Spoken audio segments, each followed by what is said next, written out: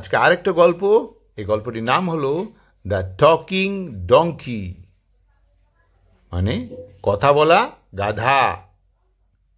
যাই হোক, শুনতে অবাক লাগে, গাধা আবার কথা বলে।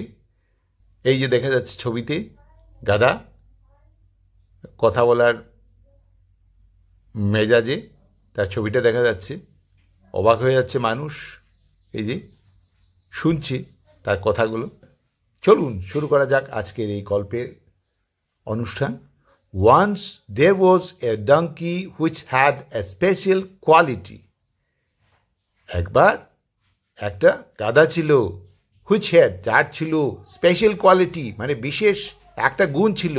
He could copy, সে নকল করতে পারত, and speak, এবং বলতে পারত, the last sentence, মানে শেষ বাক্যটি, spoken by anyone, যদি কেউ কোনো কথা বলতো তার তার কথাগুলোর মধ্যে শেষ বাক্যটা সে বলতে পারত। Once there was হলো অক্সিলারি ভার্ব, পাস্ট টেন্সের। এখানে ডঙ্কিকে আমরা জানি না, তো indefinite article a, which had. এখানে এই সেন্টেন্সটা যদিও একটাই সেন্টেন্স, কিন্তু এটার দুটো পার্ট আছে। একটা হলো এই ওয়াজ দেওয়া অংশ, ওয়াজ দেওয়া অংশটি হলো সিম্পল পাস্ট টেন্সে হবে। এরপরে হুইচ হ্যাড, যার ছিল, কি হ্যাড হলো পাস্ট পারফেক্ট টেন্সের auxiliary verb, a special quality. এই স্পেশাল কোয়ালিটি বিষয়ে আমরা জানি না, তার আগে ইনডিফিনিট আর্টিকেল এ বসেছে। এখানে হ্যাড হলো পাস্ট পারফেক্ট, আমি আগেই বলেছি পাস্ট পারফেক্ট টেন্সের অক্সিলারি ভার্ব। তো এই পোর্শনটা, এই সেন্টেন্সের এই পোর্শনটা কি হবে? পাস্ট পারফেক্ট টেন্সে হবে।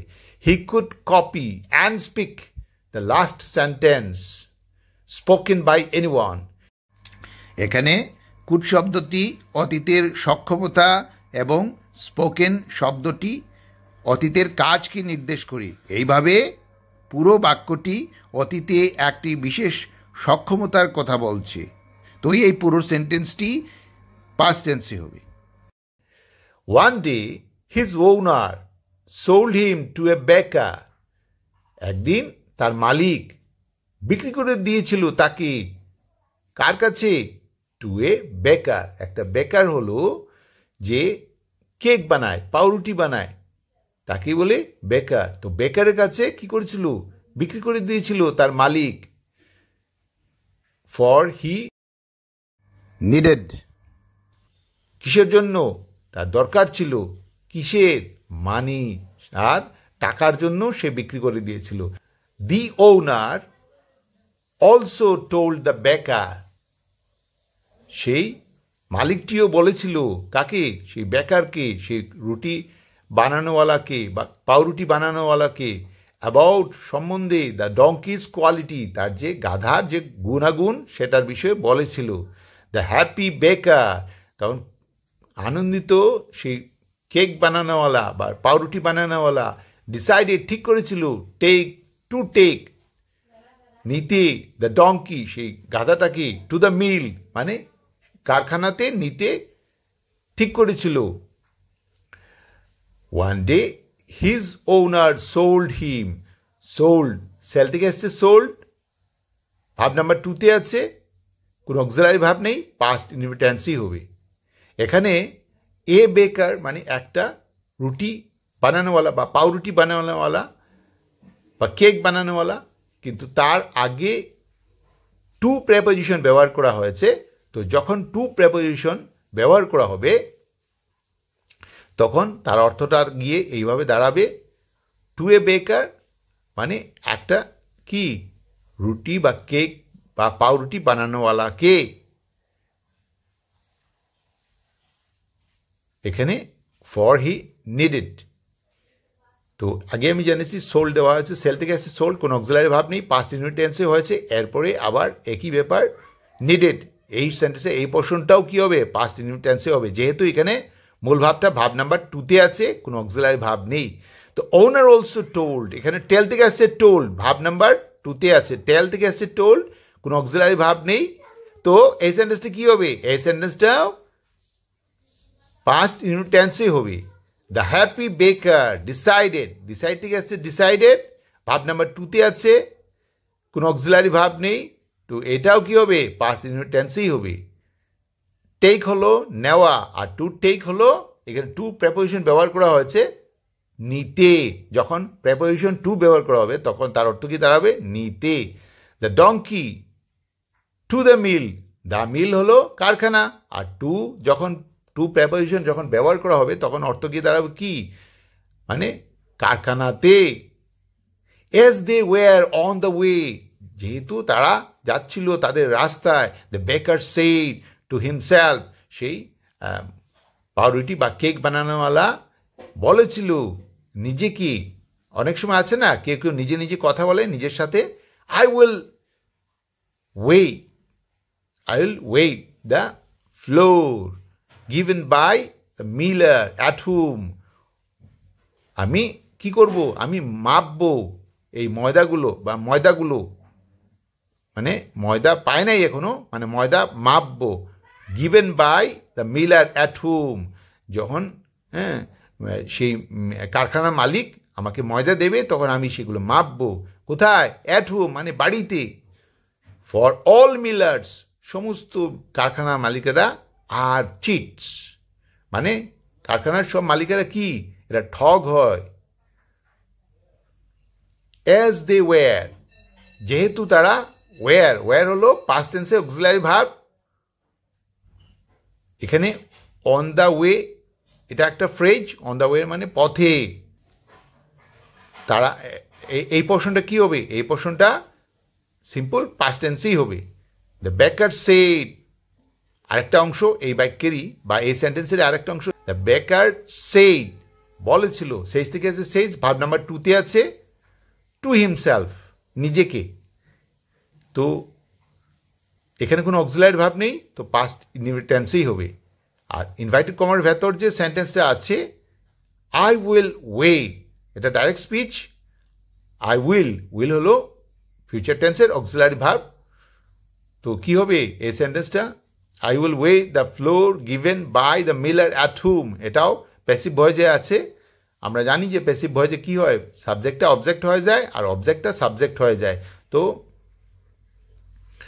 এখানে এই সেন্টেন্সটা কি হবে সিম্পল ফিউচার টেন্সই হবে, যেহেতু এখানে অক্সিলারি ভাব উইল আছে, আর মূল ভাবটা ভাব নাম্বার 1-এ আছে weigh, I will weigh the flour given by the miller. এখানে এই বাকি পোর্শনে এখানে মূল ভাবটা ভাব নাম্বার 3-তে আছে, তো এটা আমরা জানি যে প্যাসিভ ভয়েসে মূল ভাবটা ভাব নাম্বার 3-তে হয়, আর এরপরে কি লাগে, বাই প্রেপোজিশন লাগে। তো আমরা দেখব কি, এটা দেখব যে শুরুতে আমি কি ভার্ব মানে কি অক্সিলারি ভার্ব আমি ব্যবহার করেছি, এটা ফিউচার টেন্সে অক্সিলারি ভার্ব ব্যবহার করেছি, তো এই সেন্টেন্সটা কি হবে সিম্পল ফিউচার টেন্সেই হবে। ফর অল মিলার্স আর, এখানে আর সিম্পল প্রেজেন্ট টেন্সের অক্সিলারি ভার্ব, তো এই সেন্টেন্সটা কি হবে, এই সেন্টেন্সটা সিম্পল প্রেজেন্ট টেন্সেই হবে। ওয়েন দে রিচড দ্য মিল, যখন তারা পৌঁছেছিল সেই কারখানাতে, সাডেনলি হঠাৎ, টু দ্য বেকার্স এম্বারেসমেন্ট, সেই বেকারকে মানে সেই পাউরুটি বা কেক বানানোওয়ালাকে এম্বারেসমেন্ট মানে বিব্রত করা, আর এম্বারেসমেন্ট মানে এখানে বিব্রত করার জন্য। দ্য ডঙ্কি শাউটেড, সেই ডঙ্কি, সে যে তার একটা গুণ আছে যে শেষ বাক্যটা যেটা শুনে সেটা সে বলতে পারে, রিপিট করে, কপি করে, নকল করে বলতে পারে, তো তার মালিক তো বলেছিল যে কথা, সেই কথাটাই সে রিপিট করে দিল। অল মিলার্স আর চিটস, সমস্ত মালিকেরা, কারখানা মালিকেরা ঠগ হয়, ঠগ। দ্য মিলার ওয়াজ ফিউরিয়াস, তখন সেই কারখানা মালিক রাগান্বিত হয়েছিল। হি ডিড নট, সে করে নাই, কি করে নাই, গিভ দেয় নাই, সে দেয় নাই কি, অ্যানি ফ্লোর, অ্যানি কোনো ময়দা দেয় নাই, কাকে, টু দ্য বেকার, সেই পাউরুটি বা কেক বানানোওয়ালাকে কোনো ময়দা দেয় নাই, কারণ ময়দা দিয়েই সে পাউরুটি বানায়, ময়দা দিয়েই সে কেক বানায়। দে রিচড, রিচ থেকে আসছে রিচড, ভাব নাম্বার 2-তে আছে, কোনো অক্সিলারি ভাব নেই, তো পাস্ট ইনডিফিনিট টেন্স এই প্রশ্নটা। Suddenly to the baker's embarrassment the donkey shouted, donkey চিৎকার করে উঠেছিল। শাউট থেকে আসছে শাউটেড, কোনো অক্সিলারি ভাব নেই, তো এই প্রশ্নটা কি হবে? পাস্ট ইনডিফিনিট টেন্সে হবে। আর ইনভাইটেড কমার ভেতর যে সেন্টেন্সটা আছে এটা ডাইরেক্ট স্পিচ, অল মিলার্স আর চিটস, এখানে আর অক্সিলারি ভাব, এটা প্রেজেন্ট টেন্সে অক্সিলারি ভাব, তো এই সেন্টেন্সটা কি হবে? এই সেন্টেন্সটা সিম্পল প্রেজেন্ট টেন্সে হবে। The Miller was furious, was auxiliary ভাব পাস্ট টেন্সের, তো এই সেন্টেন্সটা কি হবে? পাস্ট সিম্পল পাস্ট টেন্সে হবে, এই সেন্টেন্সটা সিম্পল পাস্ট টেন্সে হবে। হি ডিড নট গিভ, এখানে ডিড ভাব নাম্বার 2-তে আছে, এনি ফ্লোর টু দ্য বেকার, গিভ হলো প্রেজেন্ট ফর্মে আছে। আমরা জানি যদি এটা এই ভাবটা ডু ডিড ডান, এই ডিডটা যদি পাস্ট ফর্মে থাকে, পাস্ট টেন্সে থাকে, তাহলে এটা মূল ভাবটা ভাব নাম্বার 1-এই হবে। তো এটা পাস্ট টেন্সেরই সেন্টেন্স। দ্য পুয়ার বেকার থট, সেই এখানে পুয়ার বললে গরিব হবে না, অসহায়, সেই অসহায় কেক বানানোওয়ালা থট চিন্তা করেছিল, ফ্রম নাও অন, এখন থেকে, আই উইল অনলি কি সে, আমি কেবলমাত্র বলবো, গুড থিংস, ভালো জিনিস, মানে ভালো কথা, অ্যাবাউট পিপুল, মানুষের সম্বন্ধে ভালো কথাই বলবো, and true to his word, এবং ঠিক তার কথা মতোই, দ্য বেকার অনলি সেড, সেই কি কেক বিক্রেতা কি করেছিল? বলেছিল গুড থিংস, ভালো কথা বলেছিল। One the donkey repeated those things, যখন সেই গাধা রিপিটেড পুনরাবৃত্তি করেছিল দোজ থিংস, সেই কথাগুলো, ভালো কথাগুলো যেগুলো বেকার বলেছিল, দ্য বেকার আর্নড, তখন বেকার অর্জন করেছিল গুডউইল, ভালো সুনাম অর্জন করেছিল, ফ্রম এভরিওয়ান, তার যে ব্যবসায় সুনাম অর্জন করেছিল সবার কাছ থেকে, প্রত্যেকের কাছ থেকে। দ্য পুয়ার বেকার থট, সেই গরিব অসহায় কেক বা রুটি বানানোওয়ালা, পাউরুটি বানানোওয়ালা থট চিন্তা করেছিল। থিঙ্ক থেকে আসছে থট, কোনো অক্সিলারি ভাব নেই, ভাব নাম্বার 2-তে আছে, তো এই প্রশ্নটা কি হবে? পাস্ট ইনডিফিনিট টেন্সে হবে।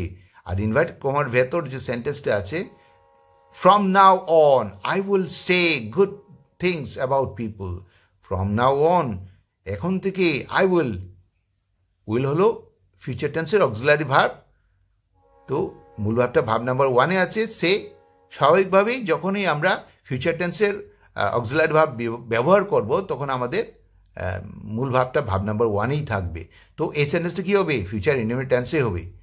And true to his word the baker only said, শেষ থেকে আসছে সেইড, ভাব নাম্বার 2-তে আছে, কোনো অক্সিলারি ভাব নেই, তো পাস্ট ইনডিফিনিট টেন্সেই হবে। One the donkey repeated, repeat থেকে আসছে রিপিটেড, ভাব নাম্বার 2-তে আছে, কোনো অক্সিলারি ভাব নেই, আবার সেই পাস্ট ইনডিফিনিট টেন্সেই হবে। দ্য বেকার earned goodwill from everyone, earn থেকে আসছে আর্নড, কোনো অক্সিলারি ভাব নেই, তো এই সেন্টেন্সটাও পাস্ট ইনডিফিনিট টেন্সে হবে। তো আজকের এই গল্পের মরালটা হলো, never speak ill of others, কখনো অন্যদের খারাপ বলতে নেই বা বলিও না। আজকের এই গল্পটা কেমন লাগলো? যদি ভালো লাগে তাহলে সাবস্ক্রাইব করবেন, লাইক বাটন প্রেস করবেন এবং বেল আইকনে প্রেস করবেন। দেখুন অনেক কষ্ট করে ভিডিও বানাই, যদি আপনাদের এই ভিডিওটা ভালো লাগে তাহলে পুরো ভিডিওটা দেখার চেষ্টা করুন। আজকে এই পর্যন্তই। Thanks for watching, bye bye.